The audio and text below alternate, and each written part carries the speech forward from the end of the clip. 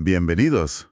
Hoy nos sumergimos en el pensamiento de Auguste Comte, una figura realmente clave del siglo XIX. Tenía una misión enorme, poner orden en todo el saber humano, con su filosofía positiva. Vamos a explorar su famosa jerarquía de las ciencias. Eso es. Pero no nos vamos a quedar solo con Comte. Vamos a poner sus ideas un poco en perspectiva, comparándolas con las de otro peso pesado intelectual, John Stuart Mill. Mill admiraba a Comte, sí, pero también, le lanzó críticas bastante agudas. Un diálogo fascinante, la verdad. Muy interesante, sí. Y para este análisis nos basamos en fragmentos sobre el curso de filosofía positiva de Comte y también en textos del propio Mill, donde él mismo analiza el positivismo.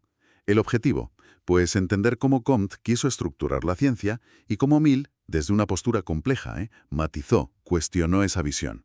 Vamos a ello. Para empezar, recordemos la idea central de Comte. Él quería fundar una filosofía positiva. ¿Qué significa esto?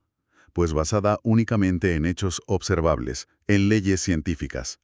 Creía que la humanidad pasaba por tres fases: la teológica, la metafísica y, la final, la positiva o científica. Y su clasificación de las ciencias es como la columna vertebral de esta última fase. Exactamente.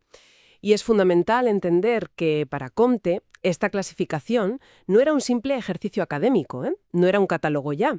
Reflejaba, o eso pensaba él, el orden lógico en que las ciencias dependen unas de otras, también su desarrollo histórico, cómo habían ido apareciendo, y, muy importante, su grado creciente de complejidad.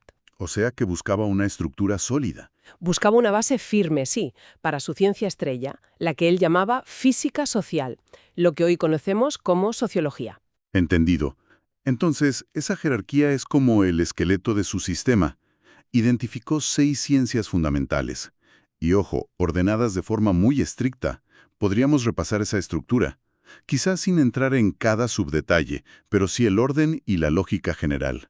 Claro, la jerarquía comtiana en esencia va de lo más general y abstracto a lo más específico y complejo. A ver, empieza con las matemáticas, que son la base, la herramienta para todo lo demás. La base de todo. Exacto. Luego viene la astronomía, que aplica las mates al universo. Le sigue la física, que estudia los fenómenos generales de la materia inorgánica. Después, la química, que ya entra en la composición, la transformación de las sustancias. Ya es más compleja que la física. Ajá. La quinta es la fisiología, lo que hoy llamaríamos biología, que introduce la enorme complejidad de los seres vivos. Y en la cima, coronando todo, la sociología, o física social, que estudia la sociedad humana, la más compleja de todas y, según él, dependiente de todas las anteriores. Una estructura muy piramidal, ¿no? Muy ordenada. Y la lógica que la sostenía, según Comte, no era porque sí. ¿Cuál era ese principio organizador que él veía? Pues el principio clave es el de generalidad decreciente y complejidad creciente. A ver, explícanos eso un poco. Sí, mira, cada ciencia se apoya en la anterior, asume sus leyes, pero añade su propio objeto de estudio, que es más complejo, más particular. Las matemáticas son las más generales, valen para todo. Vale. En cambio, la sociología estudia el fenómeno más complejo y específico, la sociedad, y necesita basarse en la biología, la química, la física. Es la menos exacta, digamos, en términos matemáticos, pero para Comte era la más importante, la culminación. Y aquí viene algo que hoy, choca bastante. En esa estructura tan pensada, Comte dejó fuera la psicología como ciencia independiente. ¿Por qué esa exclusión? ¿Por qué no estudiar la mente individual? Es un punto muy controvertido, sí. Comte desconfiaba totalmente de la introspección, eso de que la mente se observe a sí misma. Le parecía poco fiable, nada científico. No le convencía el método. Para nada. Por eso creía que los fenómenos mentales había que abordarlos desde fuera, o bien biológicamente, estudiando el cerebro, eso lo metía en la fisiología, o bien sociológicamente, analizando las conductas, las ideas colectivas, las manifestaciones sociales. Vaya. No veía un método válido para una ciencia autónoma de la conciencia individual. Y la implicación es fuerte, ¿eh? En su sistema, el individuo, como sujeto psicológico, pues casi se esfuma, absorbido por la biología o la sociología. Una perspectiva muy diferente a la que tenemos hoy. Y mencionabas antes que según se sube en la jerarquía, la precisión disminuye, pero la relevancia aumenta. ¿Era Comte consciente de de esta aparente contradicción? Totalmente. Lo admitía sin problemas, sabía perfectamente que la sociología nunca iba a tener la precisión matemática de la física, Claro. pero argumentaba que la importancia del objeto de estudio, la sociedad, el progreso humano, compensaba con creces esa falta de exactitud. La certeza baja, pero el valor práctico y moral, digamos, sube. Veía su clasificación no solo como una descripción, sino como una guía para la educación y para dirigir el progreso científico de forma ordenada. Un sistema imponente, desde luego, y con unas ambiciones enormes. Pero claro, este edificio tan estructurado no convenció a todo el mundo por igual. Y aquí es donde entra en juego John Stuart Mill. Sabemos que el positivismo le influyó mucho, pero su relación con Comte fue un poco compleja, ¿no? De admiración y crítica a la vez. Así es, totalmente. Mill veía en Comte a un pensador de primerísima fila.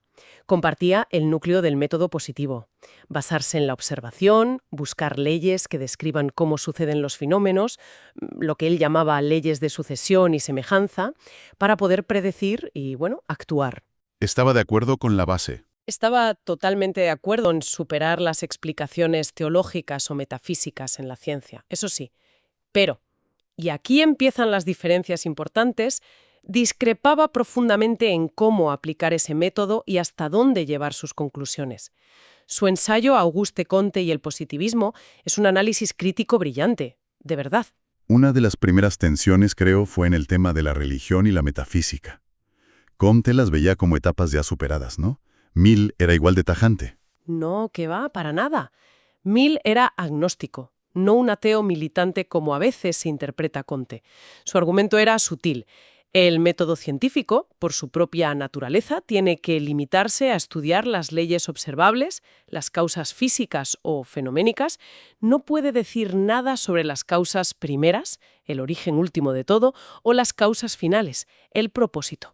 Están fuera de su alcance. Pero, y aquí está la clave de Mill, esta limitación del método no significa que esas causas últimas no existan o que no podamos pensar sobre ellas. Dejaba un espacio para la reflexión filosófica, incluso teológica, sobre un posible principio inteligente, siempre y cuando no contradijera lo que la ciencia sí podía establecer.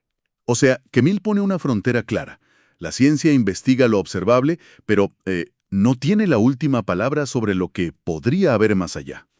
Critica a Comte por convertir una regla del método científico, no buscar causas últimas, en una afirmación sobre la realidad, negar que existan. Exacto.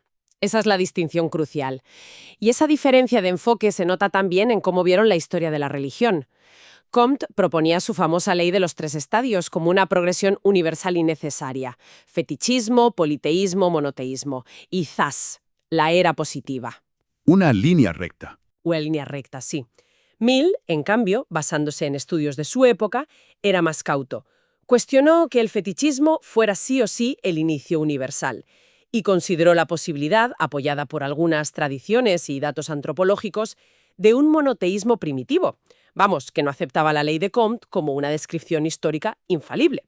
Una visión más abierta a la complejidad histórica, entiendo. Y en el terreno de la lógica, ¿cómo chocaron? Porque Mill es famosísimo precisamente por su trabajo sobre la lógica inductiva. Este es un punto central, sí.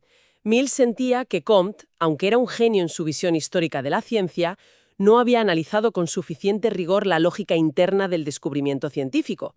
O sea, mientras Comte describía qué ciencias había y en qué orden se desarrollaban, El mapa del saber, digamos. eso es, el mapa. Mill se preguntó cómo llegamos a establecer leyes generales a partir de observaciones particulares.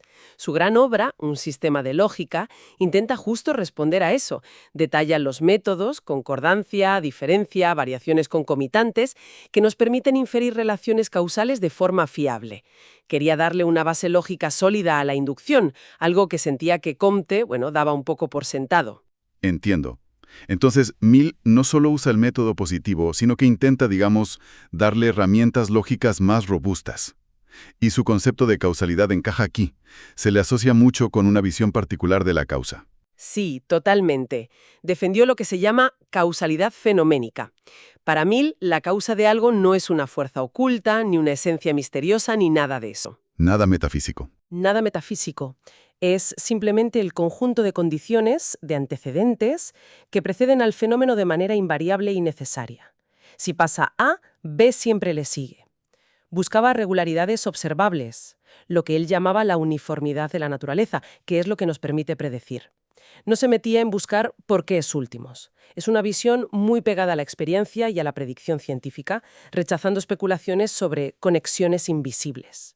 Entendido, una causalidad basada en la regularidad que observamos. Y ya para ir cerrando la comparación, ¿qué pasaba con la economía y la sociedad? ¿Ahí también había visiones distintas? Sí, bastante distintas. Mill venía de la tradición de la economía política británica, Smith Ricardo, y creía que la economía tenía sus propias leyes sobre la producción de riqueza, aunque admitía, claro, que la distribución dependía mucho de factores sociales y políticos. Criticó a Comte por, en cierto modo, diluir demasiado la economía dentro de la sociología general, quitándole autonomía como campo de análisis. Le parecía que el enfoque de Comte era a veces demasiado histórico, quizá un poco vago en lo económico. Y aquí Mill propuso algo que Comte no tenía en su esquema, esa ciencia intermedia que llamó etomología. Suena un poco raro hoy, ¿no? ¿Qué buscaba con ella? Sí, suena curioso, pero es una idea interesante y poco conocida de Mill. La etología sería la ciencia de la formación del carácter, tanto individual como colectivo. Mill creía, y aquí otra diferencia clave con Comte, que sí se podía estudiar la psicología individual. Ah, él sí la admitía. Él sí. Pues la etología sería como el puente entre esa psicología individual y la sociología. Estudiaría cómo las circunstancias, la educación, las instituciones, la cultura, moldean la manera de ser de las personas y de los pueblos. Era un intento de conectar el nivel micro, el individuo, con el nivel macro, la sociedad. Algo que echaba en falta en el sistema de Comte, que tendía a centrarse más en las grandes estructuras sociales, en la historia general. Vale, creo que tenemos los puntos clave. Si recapitulamos, por un lado, Comte con su gran proyecto de ordenar todo el saber, una jerarquía ascendente, de las matemáticas a la sociología, reflejando un supuesto progreso inevitable hacia la ciencia positiva como guía única y final. Y frente a él, o más bien dialogando críticamente con él, tenemos a Mill. Adopta el espíritu y el método positivo, pero lo refina. Le da una base lógica más explícita con su teoría de la inducción y su visión fenoménica de la causalidad. Mantiene una puerta abierta a cuestiones últimas que Comte daba por zanjadas, matiza la historia religiosa, defiende un lugar para la psicología y para una economía con cierta autonomía, proponiendo incluso esa etología como nexo. Dos enfoques distintos entonces. Dos visiones dentro del mismo gran impulso del siglo XIX por entender el mundo científicamente, pero con diferencias muy significativas en la arquitectura del saber y sobre todo en los límites que le ponían a la propia ciencia. Hemos navegado por la estructura del conocimiento según Comte y las importantes reflexiones críticas de Mill. Un debate que fue fundamental para cómo entendemos la ciencia y la sociedad hoy. Y como reflexión final, quizá, ¿podríamos dejar una pregunta flotando? Comte aspiraba a que la ciencia positiva, con la sociología en la cumbre, reemplazara por completo a la religión y la metafísica, como el faro definitivo de la humanidad. Casi una nueva fe laica basada en la ciencia. Una ambición enorme. Enorme. Mill, en cambio, aun siendo un defensor acérrimo de la ciencia, parecía intuir sus límites. Parecía ver que la ciencia, por sí sola, quizá, no podía responder a todas las preguntas humanas, ni abarcar todas las dimensiones de la experiencia. Su agnosticismo, sus matices, apuntan un poco en esa dirección. ¿Interesante? Más de un siglo después, cabe preguntarse, ¿hasta qué punto la ciencia ha logrado ocupar ese lugar central y totalizador que Comte soñó para ella? ¿O siguen resonando las cautelas de Mill sobre lo que la ciencia puede y, quizás más importante, lo que no puede abarcar? Es una tensión que, bueno, seguramente sigue muy viva hoy en día.